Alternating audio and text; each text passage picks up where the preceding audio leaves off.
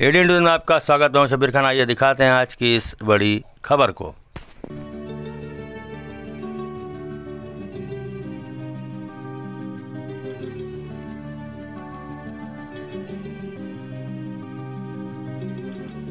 नाही, सगळ्यांचं म्हणणं आहे बॉडी ताब्यात घ्यायची नाही, असं आरपाट झाल्याशिवाय जे कोणी असेल दिसतात।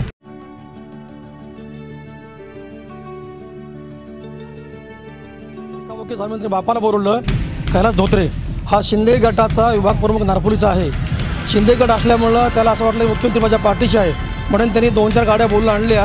त्या पोराला शोधून त्या पोराला एवढं मारहाण केली की त्याच्या किडनी फेल झाली, त्याच्या डोक्याचा भेजा सापडला, तिने फ्रॅक्चर केले आणि त्यांनी एवढं मारहाण केली की पोरगा आज तो ऑफ झालेला आहे। झालेले आहेत त्यामधील जो एका गुन्ह्यातला जो आरोपी जखमी होता तो मुंबईला ॲडमिट होता, उपचार चालू होता, परंतु आज रोजी सकाळी त्याचं ते मयत झालेलं आहे।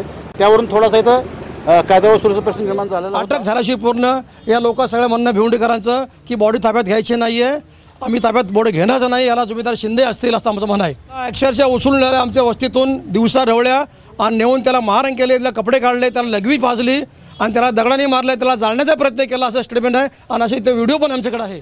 कॉलेजमध्ये धक्का लागला या क्षुल्लक कारणावरून त्यांच्यात बाचाबाची झाली।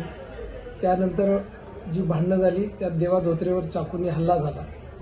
त्याचा बदला घ्यायचा म्हणून देवा धोत्रेचे वडील कैलास धोत्रे आणि इतर काही गुंडांनी मिळून संकेत भोसलेला किडनॅप केला आणि त्याला मारहाण केली आणि त्या मारहाणीत तो गंभीर जखमी झाल्यावर त्याला हॉस्पिटलमध्ये आम्ही ॲडमिट केलं। 307 क्रॉस गुन्हा दाखल केलेला आहे। 307 विथ रायट गुन्हा दाखल आहे, किडनॅपिंगची कलमं लावलेली आहेत आम्ही आणि 3 आरोपी त्यात अटक केलेले आहेत आणि आज रोजी सदर विद्यार्थ्याचा संकेत भोसलेचा मृत्यू झालेला आहे, त्यामुळे त्याला वाढीव कलम 302 लावण्यात येईल।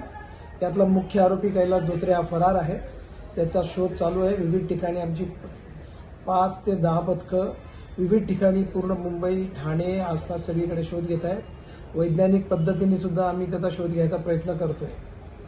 हुल्लडबाजांनी समाजकंटकांनी 2 दगडं मारलेले आहेत, 1-2 दगडं, त्यात 1-2 गाड्यांच्या काचा वगैरे फुटलेल्या आहेत।